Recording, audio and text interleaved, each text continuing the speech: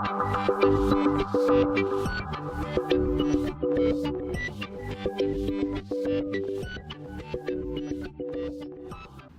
can create a quiz that is automatically graded for you by forms. So I have this real simple quiz. It's got 2 questions, and these are multiple choice questions. I'm going to come up here to my gear setting, and I'm going to go to quizzes, and usually this is shut off. So I'm going to make sure that's turned on, make this a quiz. Then you have some options here. To release the grade, immediately after the student submits the quiz, you can have the grade release. So it'll grade it for you, and then in this case it will release the grade to the student immediately. If you don't want them to get it immediately, maybe you've got a short answer in there that you need to look at, or you just don't want the student to have their grade immediately, you choose the later after manual or review. These are on by default, so the students can see the missed questions, correct answers, and then point values after their grade is released back to them, either immediately or later after you do it. One more thing that you probably need to make sure is, if you want, you can click their usernames or not. If you click their usernames, they must log in to their account, or if you restrict it to your domain, they must log into your account. So I'm going to go ahead and click. So I have this quiz set up. I'm going to go ahead and click Save. And what I'm going to do is I'm going to, oh, I forgot. So now, on the question, I come down here and I click on the question, and I click on Answer Key here at the bottom. What this does is allows me to choose the correct answer, and it also allows me to assign points. So let's say this is worth 5 points.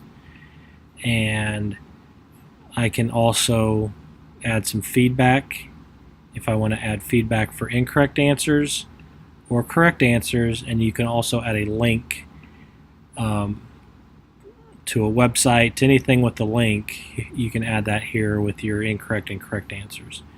So if I come into Answer Key and I add some feedback for incorrect answers, no, that is not correct, or